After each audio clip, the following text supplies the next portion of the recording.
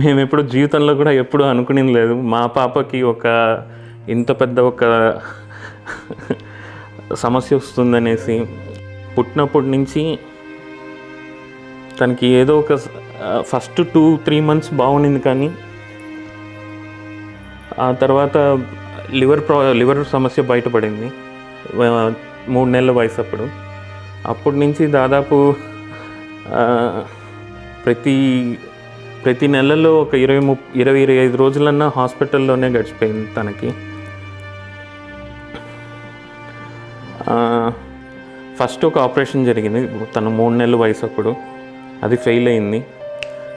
మళ్ళీ ఆ తర్వాత తనకి 7 నెలల వయసు అప్పుడు ఆ ఆపరేషన్ ఫెయిల్ అయింది. ఇంకా ఖచ్చితంగా లివర్ ట్రాన్స్ప్లాంట్ చేయాలి అనేసి చెప్పారు. అప్పటికి మా ఆర్థిక వనరులన్నీ దాదాపు ఎగ్జాస్ట్ అయిపోయాయి. అసలు ఫ్రెండ్స్ హెల్ప్ తీసుకున్నాము,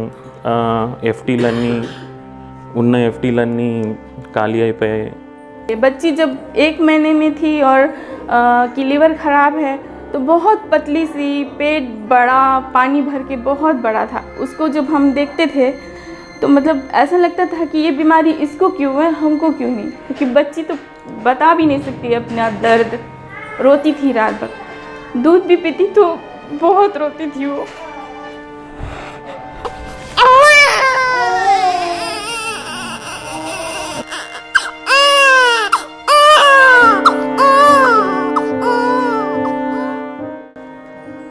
అటువంటి పరిస్థితుల్లో మేడంని అప్రోచ్ అయ్యాము, రోజా మేడం గారిని అప్రోచ్ అయ్యాము. ఆ 2 months పీరియడ్, మేము చెన్నైలో రైలా హాస్పిటల్లో ఉన్న 2 months పీరియడ్ అనేది చాలా చాలా ఇంపార్టెంట్ మా లైఫ్లో.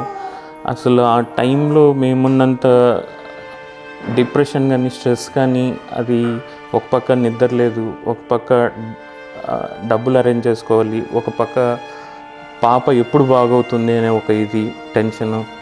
డాక్టర్లు ఒక్కొక్క రోజు ఒక్కొక్కటి చెప్తుంటారు. ఆ టైంలో మేడం గారి కాల్స్ మాకు కొండంత ధైర్యాన్ని ఇచ్చేది.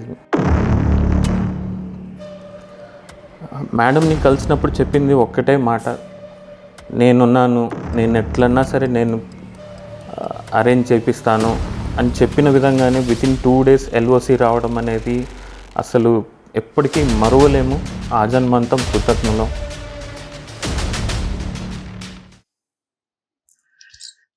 సో చూసారుగా, రుద్రాంశి పేరే చాలా పవర్ఫుల్గా ఉంది కదా.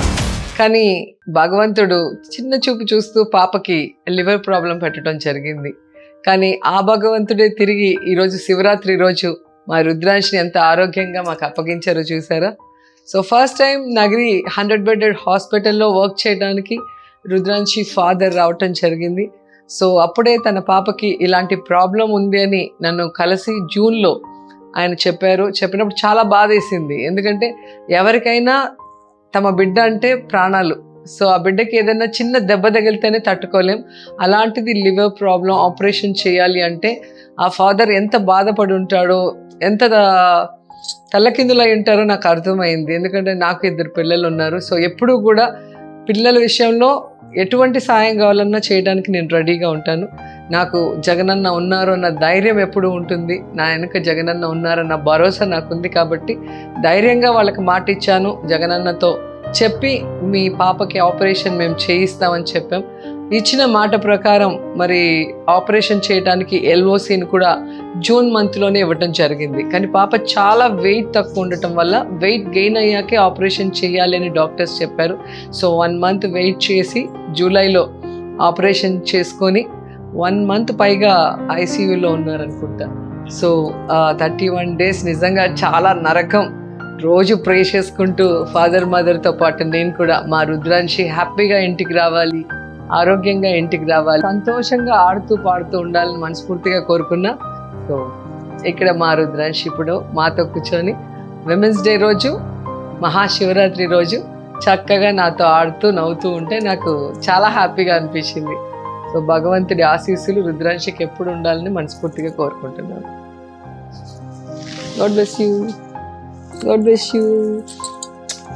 रोजा जी का बहुत बहुत दिल से धन्यवाद कि उन्होंने एक इतना बड़ा सहाय किया हम लोगों को. एक माँ की जो भावना है उसको समझा लोगों को मदद कर रहे हैं, करते आ रहे हैं और वो आगे भी करती रहेंगी, क्योंकि उनमें ये जो भावना है मदद करने की, उनमें कूट कूट कर भरी है। उनका पूरा दिल से धन्यवाद।